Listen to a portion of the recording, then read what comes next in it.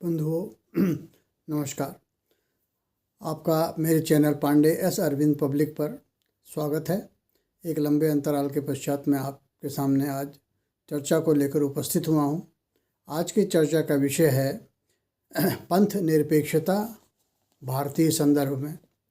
तो जो पंथ निरपेक्षता शब्द या धर्मनिरपेक्षता शब्द भारतीय संविधान की प्रस्तावना में प्रयोग किया गया है, उसके थोड़ा ऐतिहासिक पृष्ठभूमि के बारे में जान लें तो भारतीय संविधान जो 26 जनवरी 1950 को प्रभाव में लाया गया था, उसमें शब्द धर्मनिरपेक्षता नहीं थी। यह 42वें संशोधन के पश्चात इंदिरा गांधी जी के शासनकाल में यह प्रस्तावना में सम्मिलित किया गया। तो अब इस ऐतिहासिक पृष्ठभूमि को यहीं छोड़ देते हैं और इसके आगे चलते हैं। इसमें कहा गया है कि जब हम पंथ निरपेक्षता शब्द को देखते हैं तो उसमें सुप्रीम कोर्ट में इस संशोधन को लेकर के मामले ले जाए गए और सुप्रीम कोर्ट ने कहा कि संविधान की मूल जो विषय वस्तु है उसमें धार्मिक स्वतंत्रता और विश्वास, धर्म के पंथ के अनुपालन और प्रसार, शैक्षणिक संस्थाओं की स्थापना इत्यादि के संदर्भ को ध्यान में रखें तो यहाँ पर सभी धर्मों के साथ शासन जो अनुच्छेद 14 के आलोक में व्यवहार करता है उसको यह दिशा निर्देशित किया गया है कि वह सभी पंथ समुदाय के मध्य कोई भी भेदभाव नहीं करेगा। तो आर्टिकल 14 में कहा गया है कि the state shall not make any discrimination among their citizens only on the basis of their caste, creed, religion, belief, faith etcetera. तो कहने का अर्थ है यही ये चीज़ जो है जो स्पष्ट रूप से प्रस्तावना में नहीं प्रदर्शित होती थी उसका प्रदर्शन करने के लिए वहाँ सर्वधर्म समभाव की बात कही गई, वहाँ धर्मनिरपेक्षता वर्ड यूज किया गया। बाद में संविधान का इंटरप्रिटेशन करने वाले लोगों ने कहा कि नहीं, ये धर्मनिरपेक्षता धर्म से निरपेक्ष नहीं हो सकता। धर्म का मतलब होता है जो एक आइडियल वे ऑफ बिहेवियर है, धार्यते इति धर्म, इसलिए इसे हम कह सकते हैं पंथ निरपेक्ष। माने the state shall have no its own religion, it will deal with all its citizens equally, no one will be given any special treatment, all will be equal in the eyes of law. तो ये हो गई आपकी पंथ निरपेक्षता। अब इसके संदर्भ में हम लोग बात करें तो भारत को जो प्रस्तावना में कहा गया है कि हम भारत के लोग भारतवर्ष को एक संप्रभु, स्वतंत्र, गणराज्य और पंथ निरपेक्ष और जिसके साथ साथ अन्य बातें कही गई हैं तो वह स्थापित करने की एक संकल्पना करते हैं और हम उससे इस संविधान को आज जो 26 जनवरी 1950 है वह अधिनियमित करते हैं, आत्मार्पित करते हैं और उसे अंगीकार करते हैं। तो कहने का अर्थ ये हो गया कि संविधान किसके द्वारा दिया गया? हम भारत के लोगों द्वारा स्वयं हम ही लोगों को दिया गया और जिसमें धर्मनिरपेक्षता एक गुण है जिसकी स्थापना हम संवैधानिक प्रावधानों के माध्यम से करेंगे। ऐसा हम लोगों ने अहद लिया, ऐसा हम लोगों ने संकल्प लिया। तो इस संदर्भ में अब इस बात का हम आकलन करेंगे कि क्या भारतवर्ष में पंथ निरपेक्षता यानी कि सभी पंथ, धर्म और आस्थाओं को समान रूप से महत्व दिया जाता है क्या? इस बात की हम थोड़ा सा जांच पड़ताल करेंगे। तो अब बात आती है कि भारतवर्ष के संविधान के माध्यम से भारत में जो शासन व्यवस्था स्थापित की गई है वह गणराज्यीय शासन व्यवस्था है और गणराज्यीय व्यवस्था का मतलब होता है India will be a union of states. यहाँ विभिन्न प्रकार के विभिन्न तरह के विभिन्न संख्याओं में राज्य होंगे। राज्यों की अपनी स्वायत्तता अपनी सीमा में होगी और उसके पश्चात एक केंद्र सरकार होगी। केंद्र सरकार और राज्य सरकार के मध्य शक्तियों का आवंटन, साथ में जो आपका सूचियां दी गई हैं वो उसमें 3 सूचियां, उन सूचियों के माध्यम से विधायन की व्यवस्था होगी और 7 शेड्यूल में जो दी गई हैं सूचियां, और उसी प्रकार से फिर वो कार्य करेंगे। राज्य विधानसभा अलग होगी, कार्यपालिका अलग होगी, न्यायपालिका अलग होगी, केंद्रीय विधायिका, न्यायपालिका और कार्यपालिका अलग होगी, परंतु दोनों में सामंजस्य रहेगा। और हमारा ये फेडरलिज्म है और जिसमें कि सेंटर थोड़ा सा ज़्यादा पावरफुल है। तो ये हो गया आपका जो नेचर ऑफ आवर गवर्नमेंट है। अब बात आती है कि जब हम भारत के संविधान के प्रस्तावना को पढ़ते हैं और उसमें शुरुआत करते हैं कि हम भारत के लोग, तो जब हम भारत के लोग कहते हैं तो ये किसको संदर्भित है? यह संदर्भित है, सबसे बड़ी बात, जो सिटीजन है, जो नागरिक है, जो सरकार का चुनाव करता है। दूसरा, यह संदर्भित है उस प्रशासकीय व्यवस्था को जो कि संविधान के अंतर्गत बनाए गए अधिनियमों को लागू करता है। तीसरा, यह संदर्भित है उस न्याय व्यवस्था को जो संविधान के अनुसार न्याय करती है। तो न्यायपालिका, कार्यपालिका और विधायिका, इसके साथ साथ हम भारत के लोग भी, जिन पर यह सभी या जिनके हितों की रक्षा के लिए ये सभी मिलकर काम करते हैं, ये चार के चारों को यह बाध्यता दी गई है, उनका यह कर्तव्य नियत किया गया है कि वह भारतवर्ष में धर्म या पंथ निरपेक्षता सुनिश्चित करेंगे। तो अब यह बात हो गई कि इनसे पंथ निरपेक्षता और धर्म निरपेक्षता पर चलने या उन्हें व्यवहार में लाने की एक अपेक्षा की जाती है। तो वो की जाती है सबसे पहली बात नागरिकों से। दूसरी की जाती है नागरिकों द्वारा चुने गए राजनयिकों से, जो कि विधायन का कार्य करते हैं, जिसको हम लोग विधायिका कहते हैं। तीसरा, उनसे अपेक्षा की जाती है जो कार्यपालिका में रहते हैं, यानी कि जो एडमिनिस्ट्रेशन में होते हैं। और चौथा, उनसे की जाती है जो कि न्यायपालिका में होते हैं। तो अब रह गई, नीचे से शुरू करते हैं हम। न्यायपालिका को तो संविधान के अनुसार चलना है, उनके पास कोई विकल्प ही नहीं है कि वह पंथ निरपेक्षता का पालन न करें, तो उनको तो हम किनारे निकाल देते हैं। फिर नीचे दो आता है कार्यपालिका। कार्यपालिका को भी बाध्यता है संवैधानिक, अनुच्छेद 14 में कि state shall not make an state, जो है को जब राज्य कहते हैं तो राज्य जो 12 में कहा गया है, अनुच्छेद 12 में जो राज्य को परिभाषित किया गया है, उसमें बहुत सी चीज़ें आ जाती हैं। तो उस जो संविधान के जानकार हैं वो समझते होंगे कि आर्टिकल 12 में किसे राज्य कहा गया है। तो सभी राज्य की परिभाषा में आने वाले जितने भी निकाय हैं, जितनी भी संस्थाएं हैं, जितने भी अधिकारी हैं, कार्यालय हैं, उनके कार्यालय प्रमुख है, वे सभी सरकार हैं। तो सरकारों के लिए निर्देश है जो अनुच्छेद 14 में कहा गया है, the state shall not make any law, को 13 में किया गया, 12 में स्टेट है, 14 में कही गई है समानता का अधिकार। तो state shall not make any discrimination among their citizens. तो यहाँ पर समानता की बात हो गई। जो समानता की बात करते हैं तो उसमें वहीं पर कह दिया गया है कि धर्म, आस्था और अपनी जो पूजा पद्धति है उसके है जन्म के आधार पर आप उसको वो नहीं, भेदभावपूर्ण व्यवहार उनके साथ नहीं करेंगे। तो इसी में एक बात आ जाती है पंथ निरपेक्षता की। यदि कोई हिंदू है, जो मुस्लिम है, कोई पारसी है, कोई यहूदी है और कोई क्रिश्चियन है, तो सभी के लिए हमने समानता की बात की है। हाँ, कुछ संदर्भों में हमने 15, 16, 17, 18 में हम लोगों ने जातीयता के आधार पर उन्हें एक विशेष वर्ग में डाल दिया है, या सामाजिक संरचना में जो उनकी पायदान है, जो उनकी विस्तृति है, उसके हिसाब से उन्हें हमने आरक्षित वर्ग में डाल दिया है। और फिर उन्होंने हमको उनके लिए जो ऐसे आरक्षित वर्ग के लोग हैं या जो धार्मिक रूप से, जिनको हम कहते हैं, या मत के रूप से या अपनी आस्था के रूप से जिनको हम कहते हैं कि माइनॉरिटीज़ हैं, तो उनके लिए हमने एजुकेशन इंस्टीट्यूशंस इस्टेब्लिश करने के लिए हम लोगों ने 25 से लेकर 28 तक, और मैं दे दिया है कि वो 28, 29, 30 में इसको देख सकते हैं और वो स्टैब्लिश कर सकते हैं, उसको रन कर सकते हैं और उसका एडमिनिस्ट्रेशन अपने पास रख सकते हैं। तो ये हो गई बात। अब बात आती है, सबसे पहले हम आ जाते हैं अब जनता जनार्दन पर, जो कि पूरे संविधान की एक आधारशिला है, क्योंकि वही सरकार चुनती है, वही संविधान के प्रावधानों के अनुसार जो पीपल्स रिप्रेजेंटेशन एक्ट है उसके अंतर्गत विधायिका का चयन करती है और फिर विधायिकाएं कार्यपालिका के माध्यम से शासन करती हैं। अब रह गई बात सबसे पहले कि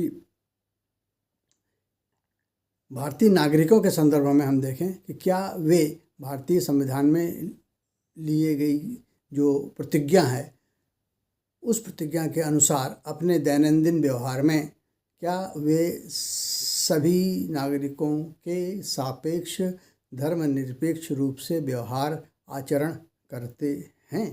तो यहाँ पर ये देखना होगा कि जो भी कोई नागरिक है या भारत का नागरिक है, वह विभिन्न आस्था, पंथ, धर्म, संप्रदाय के आधार पर अपने जीवन को, अपनी जीवन पद्धति का नियमन करता है।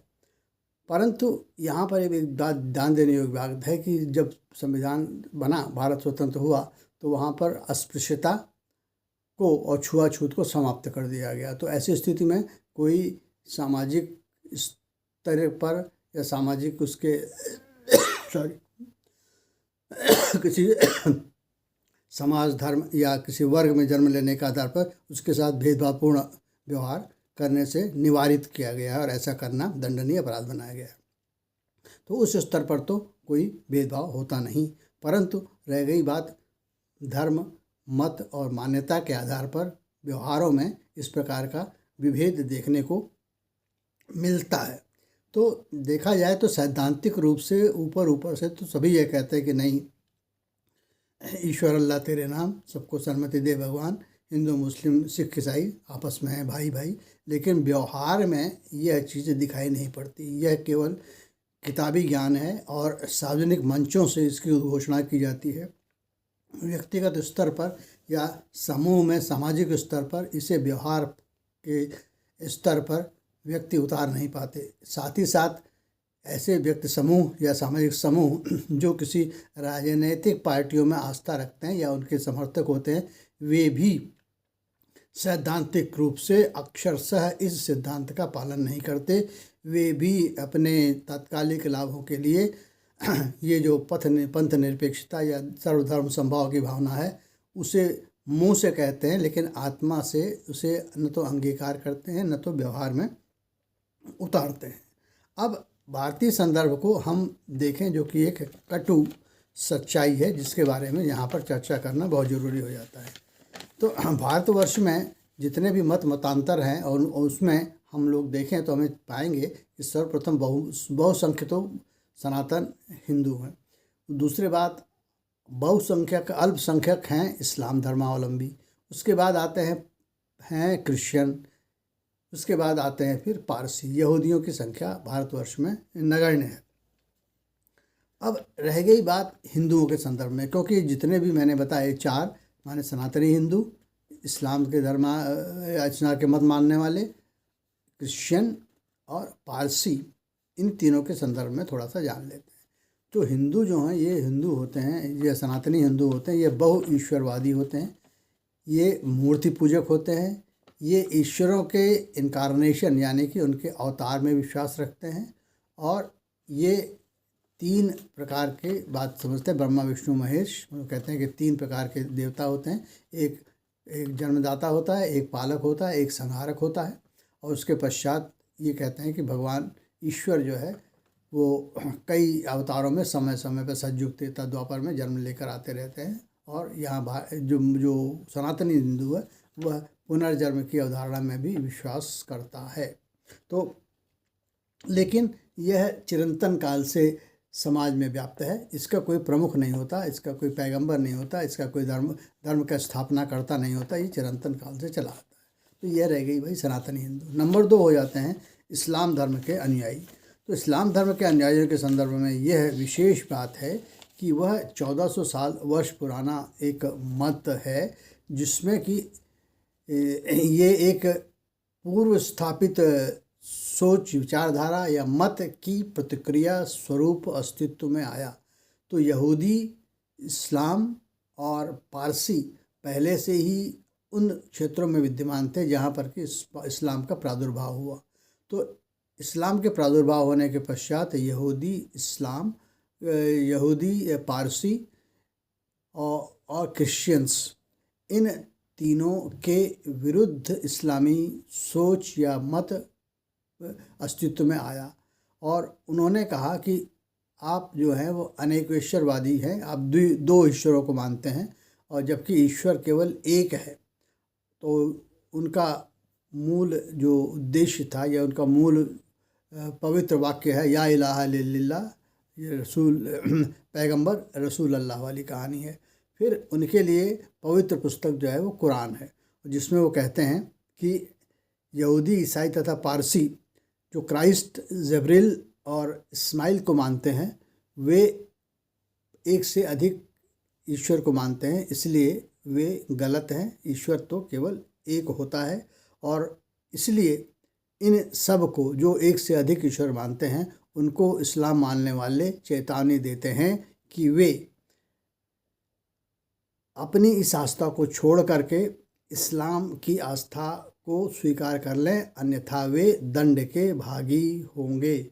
यदि वे दो ईश्वर की आस्था को लेकर चलते हैं तो यह कुफ्र होगा और जिसकी सज़ा उनको मिलेगी। तो या वे व्यक्ति जो मूर्ति पूजक हैं, मूर्ति की बुत परस्त हैं, उन्हें भी एक ईश्वर से अधिक ईश्वर मानने की सज़ा मिलेगी और उन्हें भी दंडित किया जाएगा। अन्यथा उनसे अपेक्षा की जाती है कि वह भी एक ईश्वर होने की मान्यता को स्वीकार कर लें। यदि वो ऐसा नहीं करते तो उनके दिलों में खौफ पैदा किया जाएगा ताकि वे एक ही ईश्वर को मानने पर बाध्य हो जाए। कहने का अर्थ ये है कि इस्लाम जब अस्तित्व में आया तो उसने अन्य मतावलंबियों पर अपने बल प्रयोग द्वारा डर भय फैला करके अपने धर्म में मिलाने के लिए, उनके धर्म को परिवर्तित करने के लिए प्रयास किया। तो इस्लाम की जो मूल अवधारणा है या उसकी जो स्थापना है वही भय और बल प्रयोग के आधार पर हुई और वह तर्क नहीं, केवल मात्र पूर्वाग्रह पर आधारित थी, जिसमें वो कहता था कि ईश्वर केवल एक है और वही सबसे बड़ा है, उससे बड़ा कोई नहीं है और उसके अलावा जो अन्य सोच रखता है वह दंड का पात्र है। अब इस सोच को आगे लेके चलते हैं तो इस्लाम जैसे कि जो 1400 वर्ष पूर्व आया, इसमें न तो तर्क का कोई स्थान है, न इसमें कोई वैज्ञानिकता का स्थान है और यही एक कारण था कि इसने शेष तत्कालीन मत और पंथों को अपने सामने टिकने नहीं दिया। उनके साथ इनका टकराव रहा और वो तब तक टकराव करते रहे जब तक कि जो अन्य मतावलंबी थे या तो वो इनके धर्म में परिवर्तित नहीं हो गए या वह उस स्थान को छोड़ करके अन्य पलायन नहीं कर गए। जैसे कि जो पारसी हैं वो भाग करके आपके कुछ ईरान चले गए, कुछ भारत चले आए और उसी हिसाब से क्रिश्चियंस भी भाग करके यूरोपीय देशों की ओर निकल गए। अब इस मामले में यह समझ में आता है कि इस्लाम कभी भी अन्य मतावलंबियों के साथ साहचर्य या सद्भावना के साथ सहअस्तित्व की भावना नहीं रखता था। वह वर्चस्व स्थापित करने की मनस्थिति के साथ अस्तित्व में आया और वही वर्चस्व स्थापित करने की मनस्थिति उसके साथ सतत रूप से बनी रही। जब भारतवर्ष में मुस्लिम इन्वेजन हुआ और उसने भारतवर्ष में इस्लाम फैलाने का प्रयास किया तो एक लंबे समय तक मुस्लिमों द्वारा भारत को शासन किए जाने के पश्चात भी भारतवर्ष में सनातन सभ्यता या हिंदू धर्म का समूल नाश करने में इस्लाम सक्षम नहीं रहा। इसी प्रकार से सन 1600 के आसपास जब ईस्ट इंडिया कंपनी भारत में आती है और यहाँ पर क्रिश्चियंस का राज्य होता है, उसके पश्चात जो अंग्रेजी राज्य है वह भारतवर्ष में एक लंबे समय तक रहा, तो वहाँ भी कन्वर्जन का ड्राइव चला, लेकिन उसने भी सनातन धर्म को समाप्त करने के प्रयास में सफलता नहीं पाई। तो यह देखना पड़ेगा कि आज के संदर्भ में मुस्लिम्स जो हैं वो अपनी मस्जिदों, मौला मौलवी और इस तरह के फतवा देने वाले या मुस्लिम सभ्यता का प्रचार प्रसार करने वाले लोगों के माध्यम से मुस्लिम सभ्यता का प्रचार प्रसार कर रहे हैं। इसी प्रकार क्रिश्चियंस जो हैं वो आदिवासी बहुल इलाकों में, जनजातीय इलाकों में प्रलोभन के माध्यम से तथा अन्य विभिन्न रीतियों से धर्मांतरण का प्रचार प्रसार कर रहे हैं। लेकिन जहाँ तक रह गई पारसीज़ की बात, तो पारसी में धर्मांतरण होता नहीं और यहूदीज़ भी यह धर्मांतरण की प्रक्रिया में सम्मिलित नहीं है। अब इस प्रश्न पर और हम चर्चा करेंगे कि जब हम देखते हैं कि हिंदू धर्म, तो हिंदू धर्म या सनातन हिंदू धर्म की किसी शाखा प्रशाखा में यह नहीं देखने को मिला कि वह विस्तारवादी विचारधारा से ग्रस्त है और उसने अन्य मतावलंबियों के ऊपर अपना वर्चस्व स्थापित करने की आवश्यकता रखी और उनके साथ उसने वैमनस्यपूर्ण व्यवहार रखा। वह समाग्रही रहा है या उसके साथ सह अस्तित्व में जीवन बिताने के लिए समाज में अन्य मतावलंबियों के साथ जीवन यापन करने में वह विश्वास रखता रहा है। ऐसा इतिहास बताता है। भारत में इस प्रकार से दिखाई पड़ता है। हिंदू धर्म सहिष्णु रहा है, असहिष्णु नहीं है। लेकिन इस्लाम जो है वह सदैव असहिष्णु रहा है, वह बल प्रयोग करता रहा है और उसका मुख्य उद्देश्य अन्य मतावलंबियों के धर्म स्थलों को विनाश करना और उन्हें डर, भय और धमकी के माध्यम से अपने धर्म के अंतर्गत लाना रहा है। यह उनका एक ही मूल उद्देश्य रहा है। अब हम भारतीय संदर्भ को देखते हैं, जो विद्यमान भारतीय संदर्भ है, तो वहाँ पर हम पाते हैं कि मुस्लिम प्रचारक, जिसमें कि जाकिर नाइक, देवबंदी, बरेलवी, मौलाना नदवी, उलेमा, सभी अपने खुतबों तकरीबों में यह बात कहते हैं जो कि मुस्लिम विधि के कट्टरपंथी विचारधारा का प्रतिबिंबन करती है। और इनके ग्रुप के साथ कार्य करने वाले व्यक्ति जो कि अपने को मुस्लिम मत का अनुयायी बताते हैं और विभिन्न समयों पर भारतवर्ष या भारत सरकार की जो योजनाएं हैं उनका प्रतिरोध करते हैं, वो किस प्रकार के नारे लगाते हैं जिसमें कि उनकी मानसिकता झलकती है। जैसे कि आपका CAA के दिल्ली में हुए प्रदर्शन में कहा गया था कि जो शर्जील इमाम हैं उन्होंने और उनके जो ग्रुप वाले हैं उन्होंने कहा था भारत तेरे टुकड़े होंगे इंशाअल्लाह इंशाअल्लाह। फिर इस लोगों ने कहा कि हम चिकन नेट को काट देंगे, उधर 7 सिस्टर्स स्टेट को हम भारत से अलग करके अलग भाग बना देंगे। फिर इनके आया कि गुनाह रसूल की एक ही सज़ा, सर तन से जुदा, सर तन से जुदा। और उन्होंने ऐसा करके फिर जयपुर राजस्थान में एक जो नाई की दुकान का ओनर था उसका भी सर काट दिया था।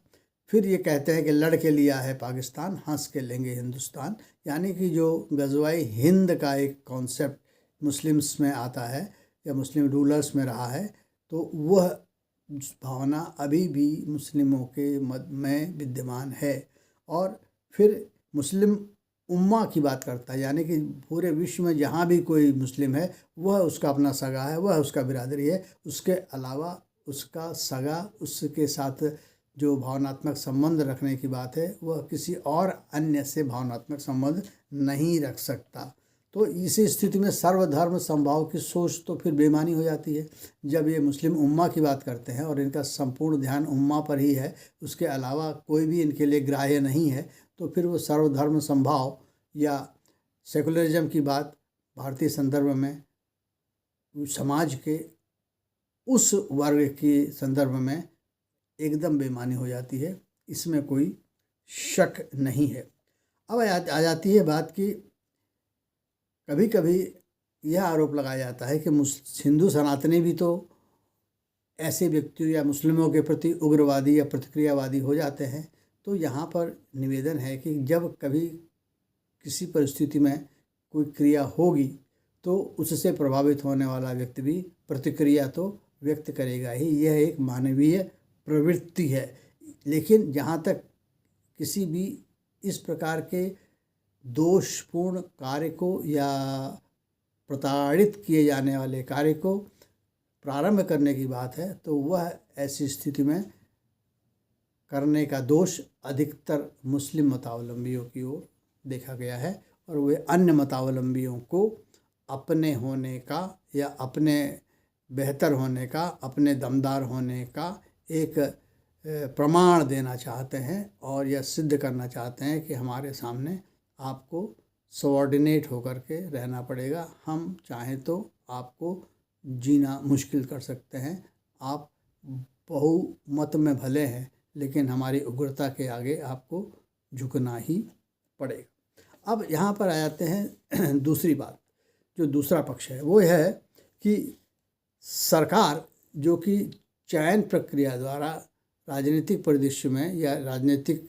पार्टियों के माध्यम से चुनाव लड़के सत्ता में आती है, उनका क्या व्यवहार रहा है जहाँ तक कि इस सेकुलरिज्म की बात है या सर्वधर्म समभाव के विचार की बात है।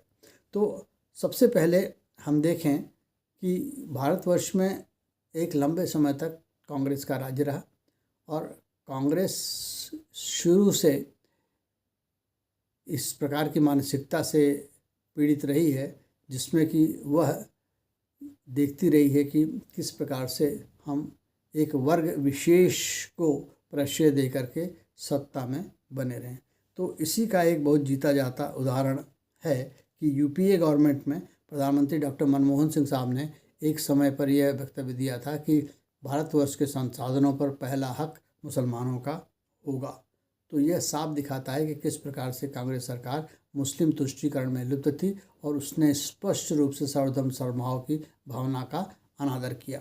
इसी प्रकार से शाहबानों के मामले में जबकि एक तलाकशुदा वृद्ध महिला को भरण पोषण देने की बात सुप्रीम कोर्ट द्वारा कही गई और उसके संदर्भ में कानून बनाने की बात की गई, तो राजीव गांधी ने उस निर्णय के प्रभाव को शून्य करने के लिए एक नियम बना करके उस सुप्रीम कोर्ट के आदेश को प्रभाव शून्य करने का प्रयास किया, क्योंकि इस जजमेंट से मुस्लिम समुदाय में बड़ी ही नाराज़गी हो गई थी और मुस्लिम समुदाय को संतुष्ट करने के लिए तत्कालीन प्रधानमंत्री राजीव गांधी ने फिर से एक बार से ऐसा निर्णय लिया जो कि सर्वधर्म समभाव और न्यायिक प्रक्रिया को अपास्त करने के लिए लिया गया निर्णय प्रतीत दिखाई पड़ता है। और जिसमें यह भी हो गया कि सरकार भी जो आहद जो प्रतिज्ञा लेके आई है, जिसो की सरकार चुनी जाती है हम नागरिकों द्वारा, उनके प्रतिनिधि होने के बाद भी उसने नागरिकों के ली गई प्रतिज्ञा की अवमानना की और उसने सर्वधर्म समभाव की बात को अनदेखी करके केवल मुस्लिमों के तुष्टीकरण के लिए उच्चतम न्यायालय के निर्णय को अपास्त कर दिया। फिर तीसरी बात आती है तमिलनाडु सरकार द्वारा अभी अभी एक निर्णय आया है। दीपम, एक पहाड़ी पर दीप जलाने की बात थी और वहाँ पर सरकार जो है मुस्लिम संतुष्टिकरण के लिए किसी सीमा तक जाने को तैयार थी। हिंदू लोग तमिलनाडु में गए न्यायालय में और न्यायालय ने कहा कि नहीं, दीपम व्यवस्था जो है जो परिपाटी है, जो पुराने समय से चली आ रही एक क्रिया है, उसको संपन्न कराया जाएगा और यह अधिकार है हिंदुओं को कि उन्हें किया जाए। परंतु फिर भी सरकार ने मुस्लिम तुष्टीकरण की प्रक्रिया अपनाते हुए उसमें ये निकेन प्रकार बहुत प्रकार से बाधा डालने की कोशिश की गई और फिर भी न्यायालय द्वारा कड़ाई दिखाने पर अंततः मजबूरी में उन्हें दीपम जो प्रक्रिया थी उसको संपादित कराना पड़ा।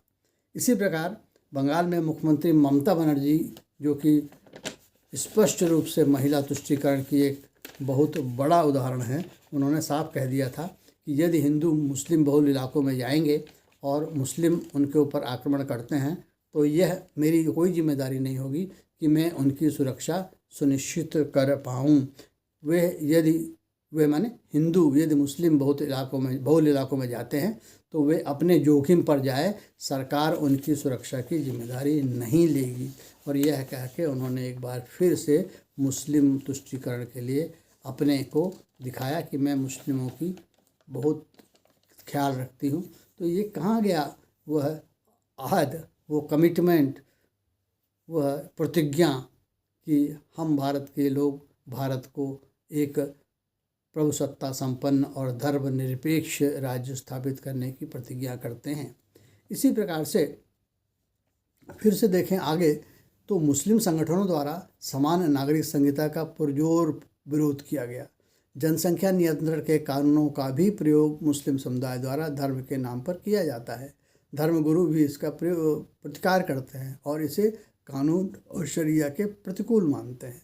धर्म के नाम पर बुर्का पहनने की जिद समय समय पर विभिन्न जगहों पर, विभिन्न संस्थानों में, विभिन्न राज्यों में की जाती रही है, जबकि सुप्रीम कोर्ट एक कह चुका है कि बुर्का कहीं भी कुरान में वर्णित जीवन दिशा निर्देशों का, जीवन यापन के दिशा निर्देशों का कोई भाग नहीं है और न ही ये धर्म का हिस्सा है। फिर भी केवल मुस्लिम कट्टरता को प्रदर्शित करने के लिए, मुस्लिम एकता को प्रदर्शित करने के लिए मुस्लिम संगठन बुर्के की आड़ में अपनी राजनीति चमकाते रहते हैं और इस कमिटमेंट को, इस शपथ को भूल जाते हैं कि हम भारत के लोगों ने भारतवर्ष को एक धर्मनिरपेक्ष राज्य स्थापित करने की प्रतिज्ञा ले रखी है।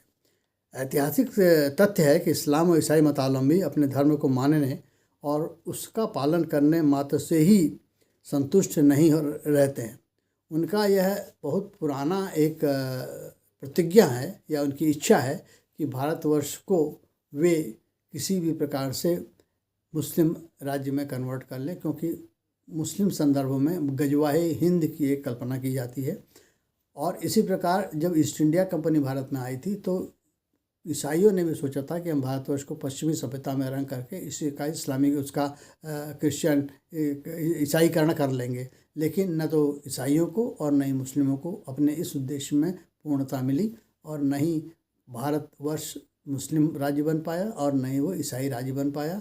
इसीलिए दोनों मतावलंबी अभी तक इस बात को लेकर बड़े मलाल में रहते हैं कि हमारी वर्षों कोशिशों के पश्चात भारत में अभी भी सनातन हिंदू धर्म जीवित है, परंतु उनके प्रयास सतत रूप से जारी हैं।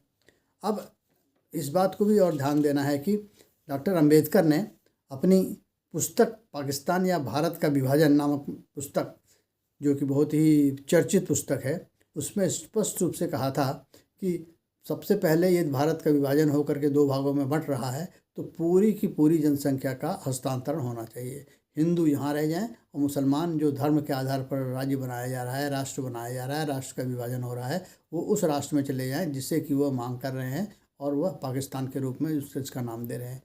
बड़ी दुख की बात है या आश्चर्य की बात है कि उत्तर प्रदेश के जिन मुसलमानों ने पाकिस्तान के निर्माण के लिए मत दिया, वे उसमें से अधिकतर भारतवर्ष में ही रह गए।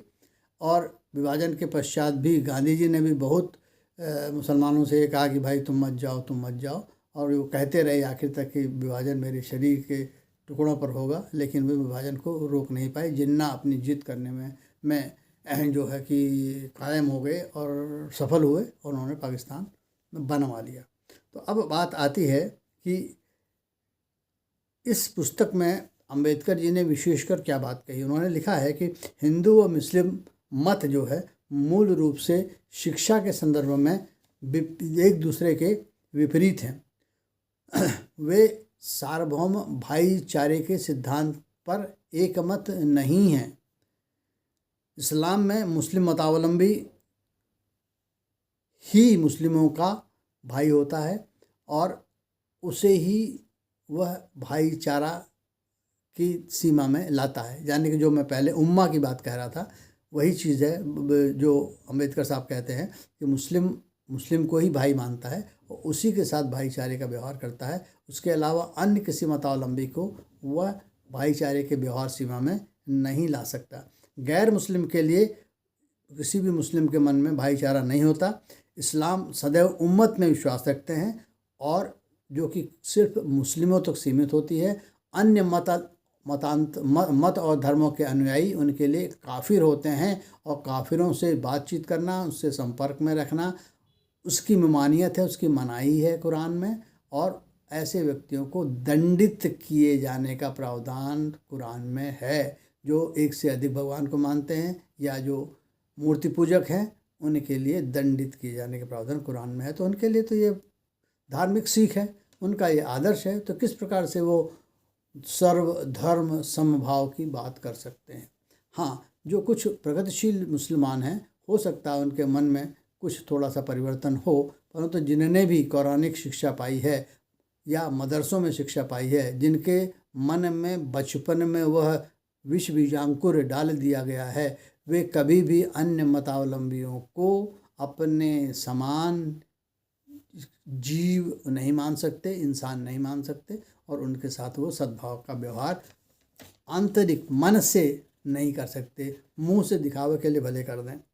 अब ऐसी स्थिति में जब हम भारतवर्ष में विभिन्न प्रकार के नागरिकों की बात करते हैं, विभिन्न धर्म और मत के मानने वाले नागरिकों की बात करते हैं, तो हम इस प्रकार की मन में कटुता, वैचारिक विषमता को ध्यान में रखते हुए ये कैसे सोच सकते हैं कि हर नागरिक एक दूसरे के प्रति इस प्रकार का व्यवहार करेगा जिसका आधार होगा सर्वधर्म समभाव, जबकि उनकी आदर्श ही आधारभूत रूप से पृथक हैं। अब इसमें दो उदाहरण मैं और देना चाहूँगा, जिसमें कि ये बात देखते हैं कि किस प्रकार से भारतवर्ष के बहुसंख्यक अल्पसंख्यक अपनी मानसिकता को दैनिक जीवन में प्रयोग करते हैं। मुलायम सिंह यादव जो कि चीफ मिनिस्टर हुआ करते थे और जो अयोध्या में विवाहित ढांचे का ध्वस्तीकरण हुआ है, उसमें जब गोलियां चली हैं और हिंदू लोग मरे हैं, तो उस घटना से, जो कि मुलायम सिंह यादव ने छाती ठोक के कहा था कि हम ऐसा कार्य बार बार करेंगे, तो उस घटना के परिप्रेक्ष्य में मुस्लिम मुलायम सिंह यादव को मुल्ला मुलायम मानने लगे थे और उन्हें अपना बहुत बड़ा हितैषी मानते थे। और इसी भावना को ध्यान में रख करके काफ़ी लंबे समय तक सपा जो कि राजनीतिक पार्टी है उत्तर प्रदेश की, उसने मुस्लिम मतों का दोहन किया और उसके आधार पर यह सुनिश्चित किया कि वे सत्ता में बार बार आते रहें। इसी प्रकार से बिहार में लालू प्रसाद यादव ने जब अयोध्या रथ के जाने के लिए रथ यात्रा गुजरात से निकली थी, जिसमें आडवाणी जी गए थे, जोशी जी गए थे, तो उस यात्रा को बिहार में रोक करके आडवाणी जी को गिरफ्तार करने के कार्य के एक उदाहरण को मुस्लिम संगठनों ने यह मान लिया कि उन्होंने मुस्लिमों के हित का एक बहुत बड़ा कार्य किया है। और यही कारण था कि बिहार में मुस्लिम मतों का ध्रुवीकरण लालू यादव के पक्ष में एक लंबे समय तक होता रहा। तो जब इस तरह की मानसिकता लेकर के समाज का एक बड़ा वर्ग रह रहा है, तो हम भारतवर्ष में किस प्रकार संविधान में लिखित सर्वधर्म समभाव की भावना को मूर्त रूप में परिणित होते हुए देख सकते हैं या पा सकते हैं। यह मात्र एक भ्रम है और जो मरीचिका की तरह हमको बार बार छलाता है, परंतु उसका पर्दाफाश भी समय समय पर होता रहता है। अब इसका एक और उदाहरण जो प्रायोगिक रूप से दिखाई पड़ता है, जब भी किसी भी प्रांत में या भारत के किसी भी हिस्से में चुनाव होते हैं, तो आपने देखा होगा कि मुस्लिम समुदाय इस प्रकार से मतदान करने में एकत्रित होता है या समूह बन जाता है, जिससे कि वह हिंदू परस्त पार्टियां जो हैं उनको हराने की स्थिति में आ जाए। या तो मैं स्पष्ट रूप से कहूं कि जो यूपीए के दल हैं, आज का एनडी, और बीजेपी जिसको हम लोग एनडीए कहते हैं, उन दोनों दलों में, राजनीतिक दलों में एक प्रतिस्पर्धा है कि किस प्रकार से हम मुस्लिमों को अपनी ओर ला करके बीजेपी नीत एनडीए को हरा सकें। और उनका इसका एनडी का या यूपीए घटकों का यह केवल प्रयास रहता है कि हम मुसलमानों को एक ये लालच दें कि हम देखिए आपके हितों के संरक्षक हैं, और यदि बीजेपी नीत एनडीए सत्ता में आएगी तो आपके हितों पर कुठाराघात हो जाएगा। इस प्रकार से मुसलमानों को डरा करके, उन्हें भावनात्मक रूप से असुरक्षित दिखा करके, उनके मतों की गोलबंदी करा के उन्हें अपने पक्ष में लाने का कुत्सित प्रयास राजनीतिक पार्टियों द्वारा होता है। इसी के प्रतिकूल वे राजनीतिक पार्टियां जिन्हें कि मुस्लिम विरोधी माने जाते हैं, वे भी अपना दामन साफ दिखाने की कोशिश करती हैं और वो कहती हैं कि हम तो सभी दलों के साथ समान व्यवहार करते हैं, हमारे लिए न कोई हिंदू है, न हमारे लिए न कोई मुस्लिम है, हम सर्वधर्म समभाव की बात करते हैं और हम बड़ी आदर्शपरक मानसिकता के साथ अपने मतदाताओं के हित की रक्षा करते हैं। तो ये एक दुधारी तलवार है। जो भी मुस्लिमों का मत पाना चाहता है वह या तो छद्म धर्मनिरपेक्षता की बात करता है और धर्मनिरपेक्षता की आड़ में ये दिखाना चाहता है कि दूसरी पार्टी आपका नुकसान करेगी, या कोई पक्ष यह कहता है कि हम सही में धर्मनिरपेक्ष हैं, हमारे लिए धर्म या मत कोई मायने नहीं रखता, हम किसी भी मतदाता को भारतीय मानते हैं, भारतीय नागरिक मानते हैं और उसके साथ भेदभाव नहीं करते और हम संविधान की मूल आत्मा के हिसाब से व्यवहार करते हैं। कहने का अर्थ ये है कि दोनों ही अपने को संविधान के अनुरूप कार्य करता हुआ दिखाते हैं, परंतु वास्तविकता इसके सर्वथा परे होती है। तो कहने का अर्थ ये हो गया कि समाज में इस व्यवहार को या इस जो दैनिक जीवन की जो रीति है उसके प्रतिबिंब के रूप में हम कुछ उदाहरण यहाँ पर देना चाहेंगे। तो एक थे कवि स्वर्गीय मुनव्वर राणा, लखनऊ रहते थे।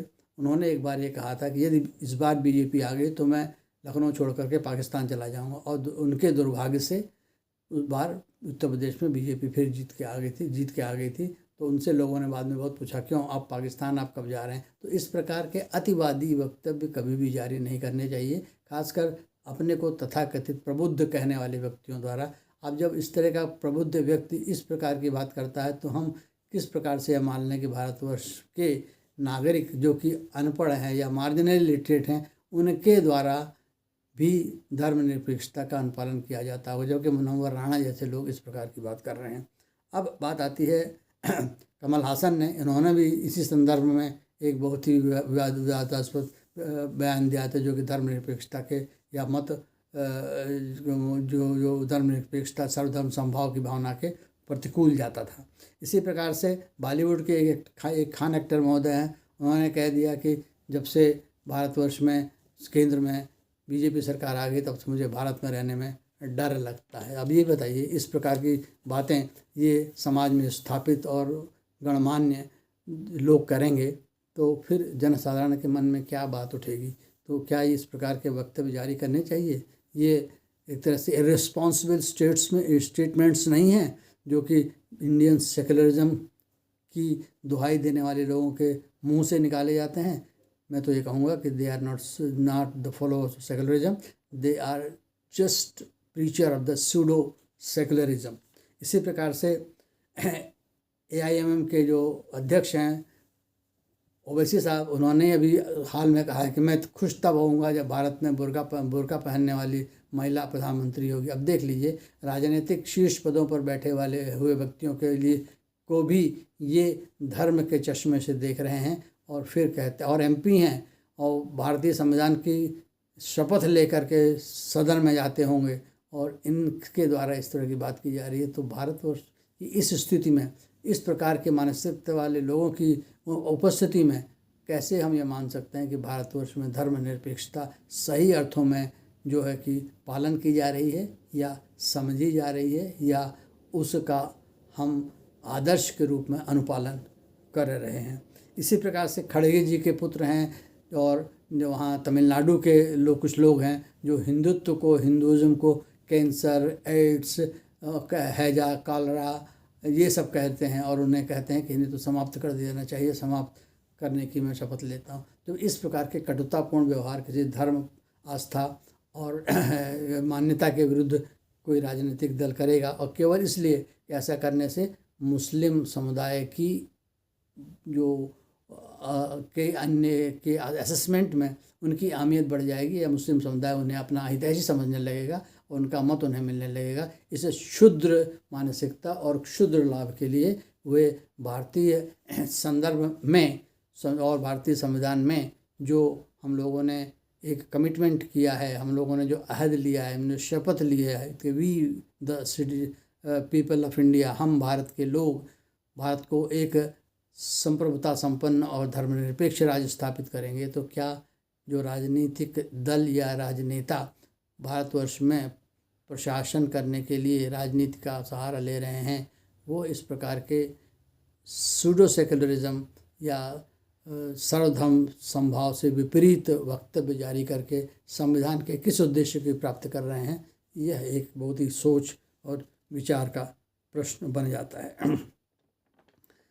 अब एक बात और आती है जिसकी मैं चर्चा इस बिंदु पर करना चाहूँगा कि जब भी भारतवर्ष में राज्य पर या केंद्रीय स्तर पर चुनाव होता है तो ऐसी स्थिति में ये कटुता जो कि सर्वधर्म समभाव के आड़ में खेली जाती है वह अपने चरम पर होती है और इसके साथ साथ समाज में अगड़ा पिछड़ा सवर्ण, हिंदू, मुस्लिम जैसे वर्गीकरण किए जाते हैं और मुस्लिम जनसंख्या को गोलबंद करके वोट बैंक के रूप में प्रयोग करने का भरसक प्रयास होता है, रणनीति बनाई जाती है और कोशिश की जाती है और येन केन प्रकारेण यह प्रयास किया जाता है कि किस प्रकार से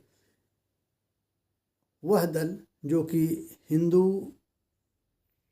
हितों की संरक्षक करने के लिए कुख्यात या विख्यात है उसे नुकसान पहुंचाया जा सके, उसे अछूत दिखाया जा सके, उसे अस्पृश्य दिखाया जा सके, उसे आतताई बताया जा सके, उसे आक्रांता प्रदर्शित या स्थापित किया जा सके उनकी निगाह में जो कि मुस्लिम हैं या मुस्लिम विचारधारा के पोषक हैं या मुस्लिम मतों के चाहने वाले हैं और जिन्हें मुस्लिम मतों के आधार पर सत्ता में वापसी का एक लालच है और इस योजना के अंतर्गत जो वो अपनी चुनावी रणनीति को आकार देते हैं वे सब ऐसे दलों को धर्म निरपेक्षता का प्रतिकूल होने का एक आरोप लगाते हैं जो कि उनको सत्ता में आने से रोक रहे होते हैं।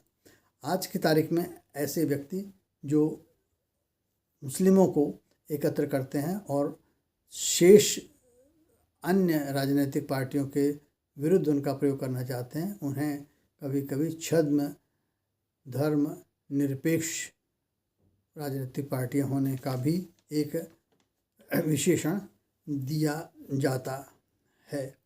तो अब ऐसी स्थिति में कहा जाए तो संविधान में जिस धर्मनिरपेक्षता का वर्णन है, क्या वह समाज में या संवैधानिक व्यवस्था में स्थापित अंग यानी कि जनसाधारण, यानी कि जनप्रतिनिधि, यानी कि राजनीतिक स्तर पर चयनित किए गए विधायन के सदस्य, माने कि लोकसभा और विधानसभा, राज्यसभा और विधान परिषद में जाने वाले व्यक्ति, क्या वास्तविक अर्थों संदर्भों में धर्मनिरपेक्षता के सिद्धांतों को अपने जीवन, अपने कृतित्व, अपनी क्या कहते हैं शैली, जिसको हम लोग राजनीतिक शैली कहते हैं, उसमें अंगीकार कर रहे हैं?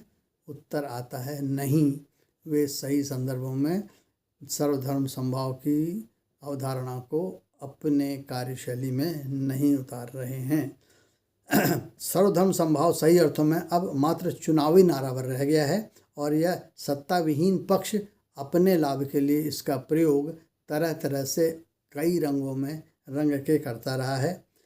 हाँ, भारत में जो सत्ता में आसीन राज्य हैं, राज्यों में जो सत्ताधारी दल हैं, वे धर्मनिरपेक्षता का प्रयोग बहुत ही सचेत रीत से करते हैं, बहुत ही प्रकटतः निष्पक्षता या समान महत्व देते हुए करते हैं। सभी मतावलंबियों को अपने विश्वास में लेने का प्रयास करते हैं और यह सिद्ध करने की कोशिश करते हैं कि हम वास्तव में सर्वधर्म समभाव के सिद्धांत को शब्दशः और उसके आत्मिक रूप में अंगीकार और व्यवहार करते हैं, जिसके परिणाम स्वरूप किसी भी मतावलंबी के प्रति हम कोई भी पूर्वाग्रह से ग्रस्त व्यवहार और कार्य नहीं करते और हम यह आश्वस्त करते हैं कि हमारे द्वारा किसी भी मतावलंबी के साथ किसी भी प्रकार का पूर्वाग्रह पूर्ण कार्य नहीं किया जाएगा। उनका यह कहना मात्र उन्हें यह आश्वस्त करने के लिए होता है कि प्रतिपक्षी जो उन्हें यह कहकर डरा रहा है कि आप हमारे साथ आइए, अन्यथा सत्तासीन पक्ष आपके हितों पर कुठाराघात करेगा, आपको डराने वाली जो बात है वह निराधार है। आपको ऐसा नहीं समझना चाहिए। भारतवर्ष के संविधान में सर्वधर्म समभाव की बात है। हम सत्ता पे आसीन हैं और हम मनसा वाचा कर्मणा सर्वधर्म समभाव के भाव को अपने दैनिक जीवन और कार्य में परिवर्तित करते हैं और इसके लिए वो बार बार उदाहरण में दिलाते हैं, बताते हैं कि देखिए जो शासन द्वारा दी जाने वाली जो भी जन उपयोगी या जन लाभकारी नीतियाँ, रीतियाँ, स्कीम्स हैं, उस सब में सभी के साथ समान रूप से उसका लाभ दिया जा रहा है, जो इस बात का प्रमाण है कि हम सर्वधर्म समभाव की भावना का आदर करते हैं। परंतु यह एक ऐसी रस्साकशी है जिसमें कि सत्तासीन और सत्ता से बाहर दल आपस में एक दूसरे को इस सर्वधर्म समभाव के आदर्श से अलग या प्रतिकूल चलते हुए दिखाने की कोशिश करते हैं। प्रशासन के सदस्यों की यह बाध्यता है कि उनके लिए कानूनी रूप से और संवैधानिक रूप से इस सर्वधर्म समभाव के पथ से विचलित होने का कोई भी अवसर नहीं है, परंतु जहाँ तक राजनीतिक, सामाजिक और समाज के जो सदस्य व्यक्ति हैं उनकी बात है, उनके लिए मैदान पूरा खुला है, पूर्ण स्वतंत्रता है। वे जैसा चाहें वैसे सर्वधर्म समभाव के शब्द का, विशेषण का प्रयोग करें, उसका आदर करें अथवा अनादर करें। हाँ, जिस प्रकार से समाज चल रहा है उससे सीधे तौर से इस निष्कर्ष पर पहुंचने में कोई भी कठिनाई नहीं है कि सर्वधर्म समभाव या धर्मनिरपेक्षता आज के संदर्भ में केवल एक चुनावी नारा है और यह भारतीय राजनीति में खूब चलता है। आपसे निवेदन है कि मेरे इसी प्रकार के पॉडकास्ट आते रहेंगे। कृपया उन्हें प्यार दीजिएगा, उन्हें सब्सक्राइब भी करिएगा, उन्हें फॉरवर्ड भी करिएगा और उन्हें लाइक भी करिएगा। धन्यवाद।